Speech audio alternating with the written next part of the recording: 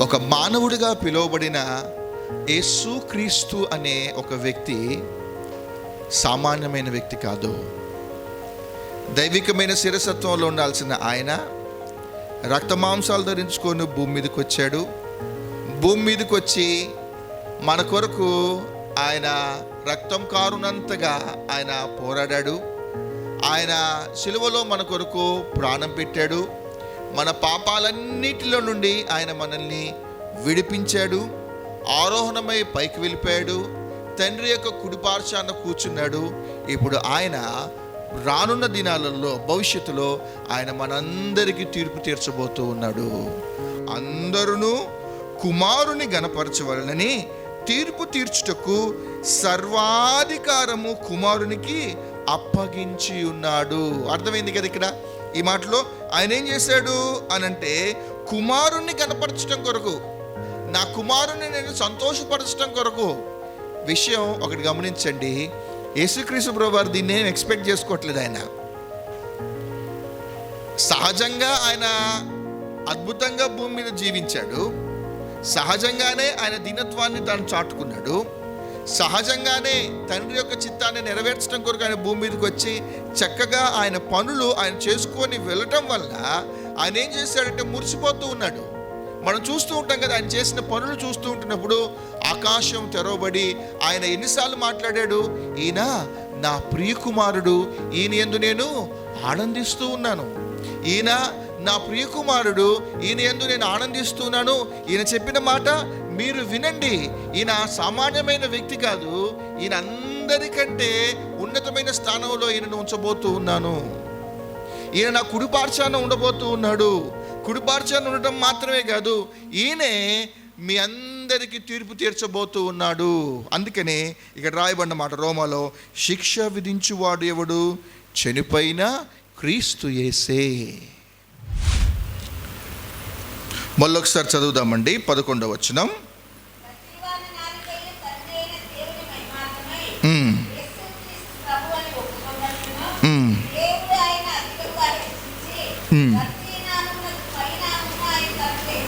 చాలండి. ఇవాళ మనము ఆరాధన చేసుకునే అంశం ఏమని, మన దేవుణ్ణి బట్టి, మన ప్రభువుని బట్టి మనము ఆరాధన చేయాలి అనంటే, ఇక్కడ రాయబడిన మాట ఏమిటి అనంటే, దేవుడు ఆయనను అధికముగా హెచ్చించి, హెచ్చై ఉన్న దేవుడు అని మన దేవుణ్ణి బట్టి మనము ఆరాధన చేయాలి. మళ్ళొకసారి చదువుతున్నాను చూడండి. దేవుడు ఆయనను అధికముగా హెచ్చించి అన్న మాట ఇక్కడ కనిపిస్తూ ఉంటుంది. దేవుడే తన ప్రియకుమారుడైన యేసుక్రీస్తు ప్రభువారిని ఇక్కడ హెచ్చిస్తున్నట్లుగా మనము అర్థం చేసుకోవాలి. మీ అందరికీ వాక్యం తెలుసు కాబట్టి ఇక్కడ దేవుడు తన ప్రియకుమారుణ్ణి హెచ్చించడానికి గల కారణం ఏంటి? ఇక్కడ చూస్తే ఎంతగా ఆయనను హెచ్చించాడు అనంటే 9 నుంచి చూస్తే, అందుచేతను పరలోకమందున్న వారిలో కానీ, భూమి మీద ఉన్న వారిలో కానీ, భూమి క్రింద ఉన్న వారిలో కానీ ప్రతి వాని మోకాలును యేసు నామమున వంగునట్లు, ప్రతి నాలుకయు తండ్రి అయిన దేవుని మహిమార్థమై యేసుక్రీస్తు ప్రభువుని ఒప్పుకొన్నట్లు దేవుడు ఆయనను అధికముగా హెచ్చించి అన్న మాట మనకు కనిపిస్తూ ఉంటుంది. ప్రతి చోట ఇప్పుడు తండ్రి అయిన దేవుడు తన కుమారుడిని ఏం చేశాడు అనంటే హెచ్చించినట్టుగా మనకు కనిపిస్తూ ఉంటుంది. యేసుక్రీస్తు ప్రభువారు ఆయన త్రిత్వంలో ఒకరై ఉన్నప్పటికీ కూడా ఇప్పుడు ఏం జరిగింది అనంటే, ఎప్పుడైతే రక్తమాంసాలు ధరించుకొని భూమి మీదకి ఆయన మానవుడిగా వచ్చాడో, ఆయన మానవత్వాన్ని చూసి ఆయన మురిసిపోయాడు. ఆయన మానవత్వంలో ఉన్న లక్షణాలను చూసి ఆయన చాలా సంతోషపడి ఆయన ఏం చేశాడు అనంటే, నా తర్వాత లేకపోతే నాకు మించి ఒక విధంగా చెప్పాలి అనంటే, నేనే ఉన్నతమైన స్థానంలో ఉన్నాను, నేనే ఉన్నతమైన అత్యున్నతమైన సింహాసనం మీద నేనున్నాను, నా నామము అన్ని నామముల కంటే పైనామంగా పిలువబడుతూ ఉంటుంది. అయితే ఇవాళ నేనేం చేయబోతున్నాను అనంటే, నా ప్రియ కుమారుణ్ణి అన్ని నామముల కంటే పైనామముగా ఆయన్ని నేను హెచ్చించబోతున్నాను అని దేవుడు అతన్ని హెచ్చిస్తున్నట్టుగా మనం ఇక్కడ గమనిస్తూ ఉండాలి. ఎందుకు అతన్ని హెచ్చిస్తున్నాడు అనంటే, ఈ 2వ అధ్యాయము మనందరికీ తెలుసు, చాలాసార్లు మనం దీనిని ధ్యానం చేసుకున్నాం. ఎందుకు ఆయనను హెచ్చిస్తున్నాడు అంటే, ఈ 2వ అధ్యాయంలో యేసుక్రీస్తు ప్రభువారి యొక్క దీనత్వము అనేది మనకి ఇక్కడ కనిపిస్తూ ఉంటుంది. దీనత్వంలో కూడా మన ప్రభు హెచ్చించబడ్డాడు. రెండవది, దైవికమైన శిరసత్వంలో యేసుక్రీస్తు ప్రభువారు హెచ్చించబడ్డారు. మూడవది ఏమిటి అనంటే, మధ్యవర్తిగా ఆయన మానవత్వంలో కూడా ఆయన హెచ్చించబడ్డాడు. ఆయన దీనత్వం దగ్గరికి వచ్చేసరికి ఆయన దాసుడుగా ఇక్కడ పిలువబడినట్టుగా మనకు కనిపిస్తూ ఉంటుంది. ఆయన రిక్తుడుగా మార్చబడినట్టుగా ఈ 2వ అధ్యాయంలో మనకు కనిపిస్తూ ఉంటుంది. ఆయన దాసుడు, ఆయన రిక్తుడు, మరణమగునంతగా తనను తాను అప్పగించుకొనును అన్న దగ్గర మనం ఏం చూస్తామంటే, ఆయన దీనత్వాన్ని మనం చూస్తూ ఉంటాం. ఆయన దీనత్వాన్ని చూసి ఒక మనిషి ఇంతలా తగ్గించుకుంటాడా అని దేవుడు చూసి ఏం చేశాడంటే అతనిని హెచ్చించాడు. రెండవది, ఈ ప్రియకుమారుడు ఎవరు అనంటే, ఈయన త్రిత్వములో ఒకరైన వ్యక్తి. ఈయనెవరు అనంటే దైవికమైన శిరసత్వంలో ఉన్న ఒక వ్యక్తి కూడా, కనుక ఇతను నేను హెచ్చించాలి అని అనుకున్నాడు దేవుడు. మూడోది ఏంటి అనంటే, ఒక మానవుడిగా కూడా ఈయన అన్ని విషయాలలో చాలా చక్కగా ఉన్నాడు. మనిషిని పోలికగా తాను పుట్టాడు కాబట్టి ఇతను నేను హెచ్చించాలి. మీకు అర్థమైంది నేను చెప్పిన మాట? ఒకటి, ఆయన దీనత్వాన్ని చూసి ఆయనను హెచ్చించాడు. రెండవది, ఈయన దైవికమైన శిరసత్వంలో ఒక వ్యక్తి కాబట్టి అతన్ని హెచ్చించాడు. మూడవది, దైవికమైన శిరసత్వంలో ఉన్నప్పటికీ కూడా ఈయన మనుషుని పోలికగా పుట్టాడు కాబట్టి ఇతను నేను హెచ్చించాలి అని అనుకున్నాడు. కనుక ఎన్ని విధాలుగా ఆయన హెచ్చించబడ్డాడు అనేది ఈ భాగంలో మనకు కనిపిస్తూ ఉంటుంది. చూడండి, మొట్టమొదటిది, తండ్రి అయిన దేవుడు తన ప్రియకుమారుణ్ణి ఎలా హెచ్చించాడు అనంటే ఈ వచనంలోనే ఉంటుంది. 11వ వచనం మరొకసారి చదవండి. 11వ వచనంలో యేసుక్రీస్తు ప్రభువని ఏముంది? యేసుక్రీస్తు ప్రభువని ఒప్పుకొనున్నట్లు దేవుడు ఆయనను అధికముగా హెచ్చించెను. యేసుక్రీస్తు ప్రభు వారు ఎలా హెచ్చించబడ్డారు అనంటే, పరలోకమందే కానీ, భూమి అందే కానీ, భూమి క్రింద కానీ ప్రతి నాలుక, ప్రతి మోకాలు ఈయన నామాన్ని హెచ్చించాలి. ప్రతి ఒక్కరూ యేసుక్రీస్తు వారిని ఏమనాలి అనంటే ప్రభువు అని హెచ్చించాలి. ఇప్పుడు యేసుక్రీస్తు ప్రభువారు ఎవరు? ఆయన ఎవరు?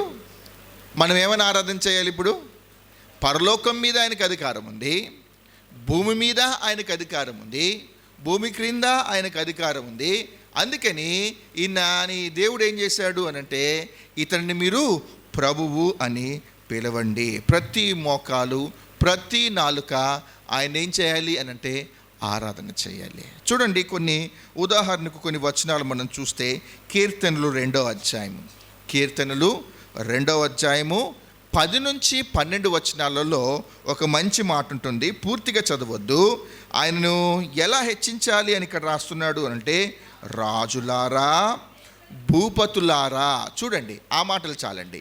రాజులారా, భూపతులారా అనుకుంటూ యెహోవాను సేవించుడి, గడగడా వణుకుచు సంతోషించుడి. ఇంక కొంచెం ముందుకు వచ్చేస్తే, కుమారుణ్ణి ముద్దు పెట్టుకొనుడి. తన కుమారుని ఎలా హెచ్చిస్తున్నాడు? అక్కడున్న రాజులకు చెబుతూ ఉన్నాడు, అక్కడున్న భూపతులందరికీ చెబుతూ ఉన్నారు, మీరు గడగడా వణుకుచు ఇప్పుడు ఎవరిని మీరు సేవించాలి అనంటే నా కుమారుణ్ణి మీరు సేవించాలి.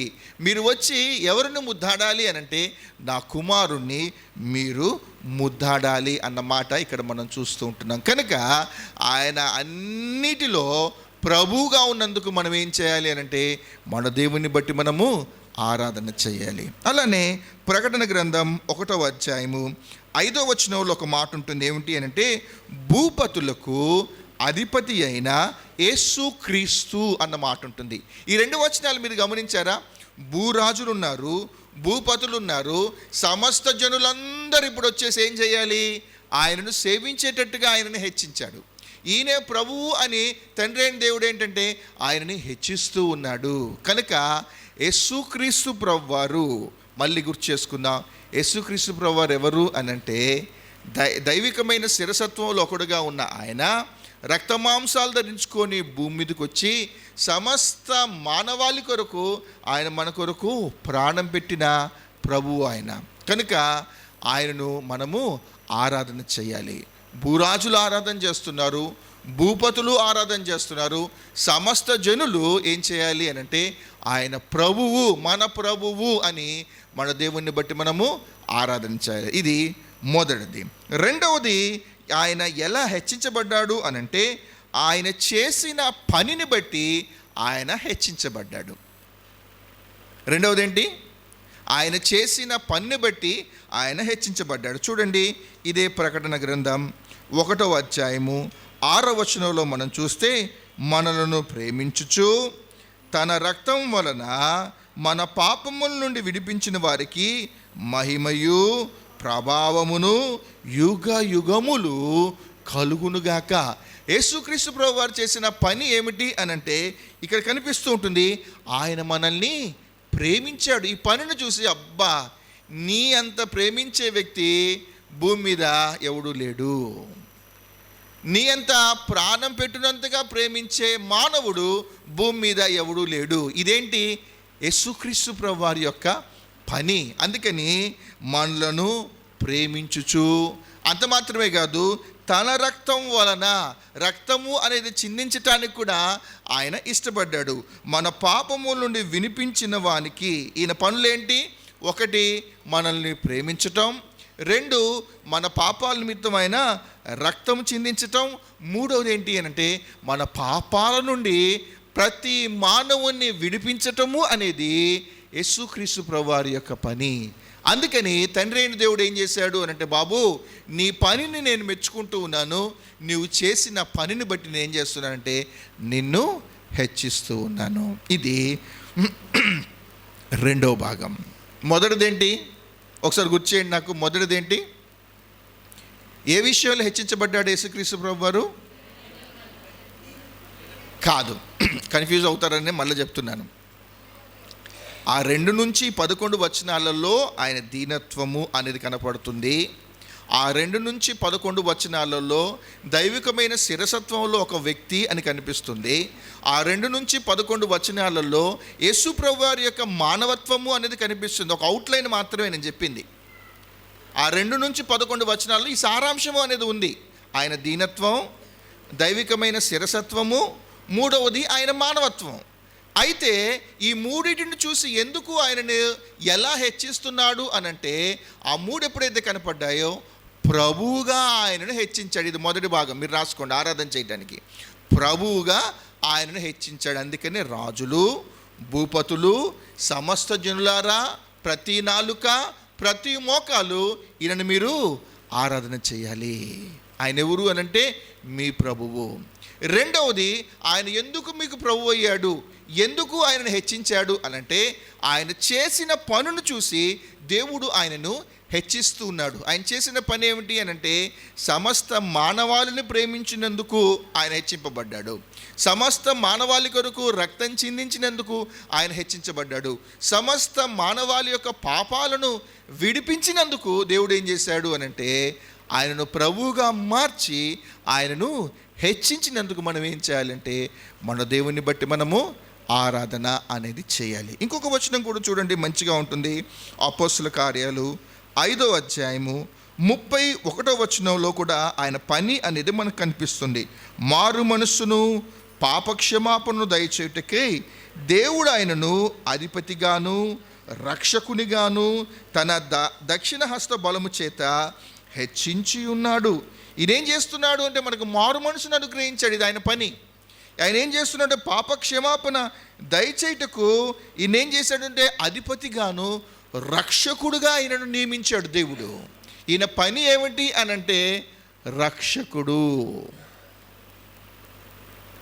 రక్షించటము అనేది ఆయన పని. కనుక దేవా, నువ్వు మమ్మల్ని పాపములో నుండి రక్షించినందుకు, పాపములో నుంచి మమ్మల్ని విమోచించినందుకు, మా కొరకు నీ రక్తాన్ని చిందించినందుకు నీకు వందనాలు ప్రభువా అనుకుంటూ మనం కూడా ఏం చేయాలంటే మన దేవుని బట్టి మనము ఆరాధన అనేది చేయాలి. మూడవది ఎలా హెచ్చించబడ్డాడు అనంటే చూడండి, అపోస్తుల కార్యాలు ఇదే 2వ అధ్యాయము 32వ వచనం చూడండి.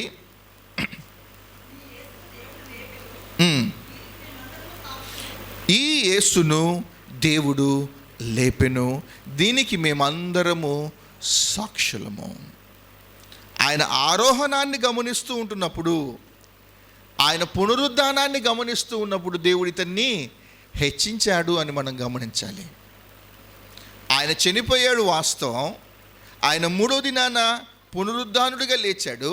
అంత మాత్రమే కాదు, మన తరపున ఆయన మొదటి వ్యక్తిగా ఆయన ఆరోహణమై పరలోకానికి వెళ్తూ ఉంటున్నప్పుడు ఇలాంటి వ్యక్తి మాకు కావాలి అనుకొని ఆయన ఆరోహణాన్ని మనం గమనిస్తూ ఉన్నప్పుడు మనం ఏం చేయాలి అని అంటే, ఆరోహణం ద్వారా కూడా యేసుక్రీస్తు ప్రభువారు హెచ్చించబడినందుకు మన దేవుణ్ణి బట్టి మనము ఆరాధన అనేది చేయాలి.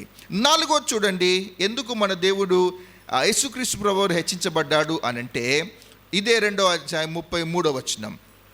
అపోస్తుల కార్యాలు 2వ అధ్యాయము 33వ వచనం.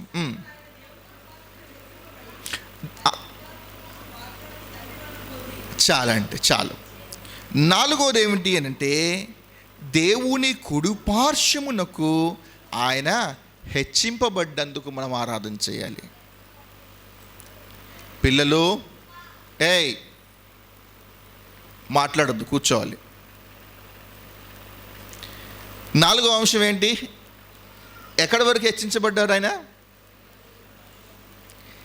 భూమి మీద ఒక సామాన్యమైన వ్యక్తిగా జన్మించిన ఆయన ఇప్పుడు ఆయన పనులు మనం గమనిస్తూ ఉంటున్నప్పుడు, ఆయన వ్యక్తిత్వాన్ని మనం గమనిస్తూ ఉన్నప్పుడు, ఆయనను సిలువ వేసి కొట్టి చంపేసిన తర్వాత, ఆయన 3వ దినాన్న తిరిగి లేచిన తర్వాత, ఆయన ఆరోహణమై పైకి వెళ్ళేంతగా హెచ్చింపబడిన తర్వాత ఇప్పుడు ఆయన స్థానం ఏంటి? మనం కూడా ఒక దినాన్న మనం లెగుస్తాం ఖచ్చితంగా. మనం కూడా నిత్యత్వంలో యుగయుగాలు ఆయన సన్నిధిలో మనం ఉండబోతూ ఉన్నాం. కానీ యేసుక్రీస్తు ప్రభు వారికి మనకు ఉన్న తేడా ఏమిటి అని అంటే, ఈయన పైకి వెళ్ళాడు, కానీ ఆయన స్థానం ఏమిటి అని అంటే దేవుడి కుడిపార్శ్వమునకు హెచ్చింపబడినాడు అన్నమాట. ఈయనెవరు అనంటే దేవుని కుడిపార్శ్వాన కూర్చుండే వ్యక్తి గనుక మనం ఏం చేయాలి అనంటే ఈ ప్రభువుని బట్టి మనము ఆరాధన అనేది చేయాలి. రోమిలకు రాసిన పత్రిక 8:34లో ఉంటుంది, దేవుని కుడిపార్శ్వమున ఉన్నవాడు అన్న మాట ఉంటుంది.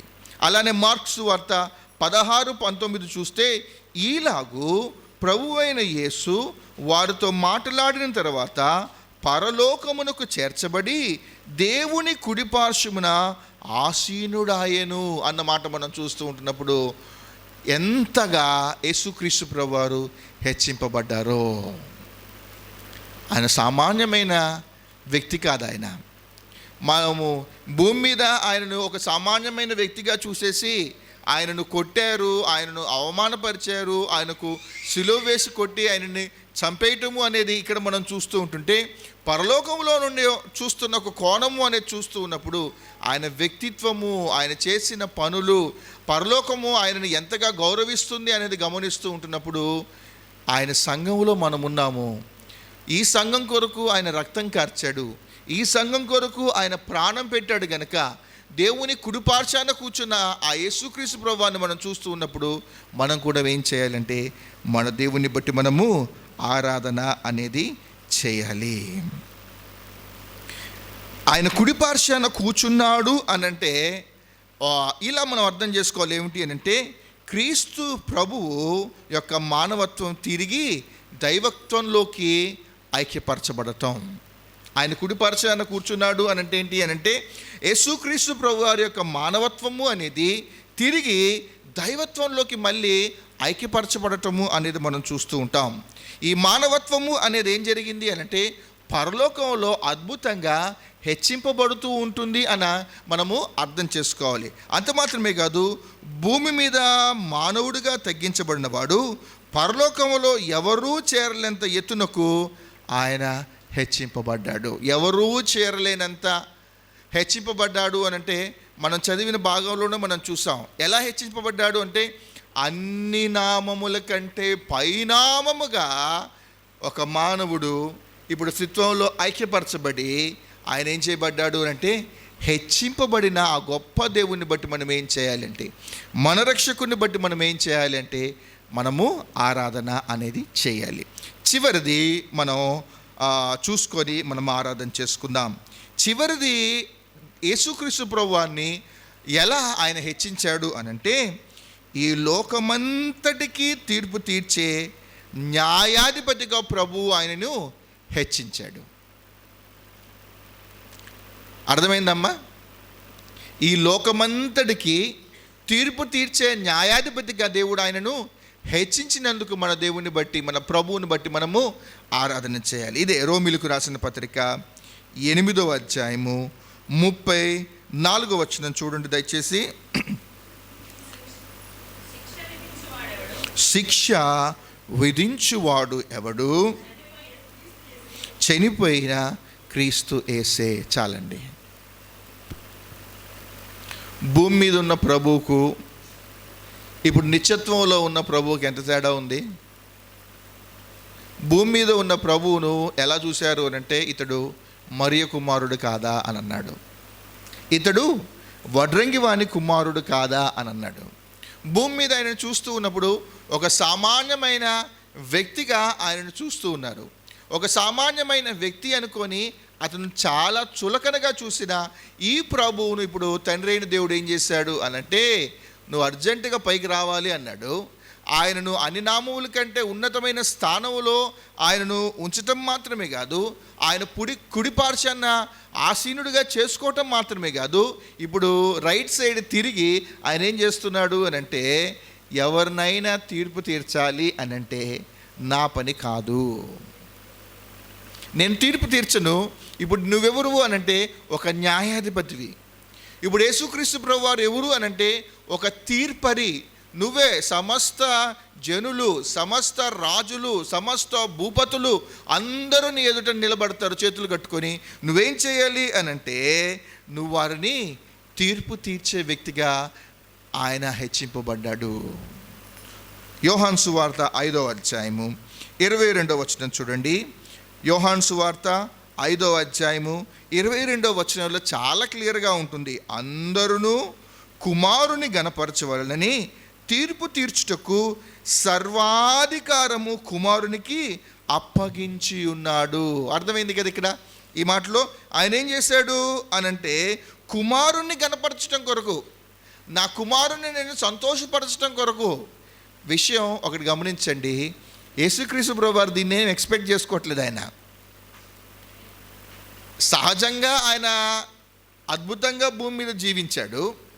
సహజంగానే ఆయన దీనత్వాన్ని తాను చాటుకున్నాడు.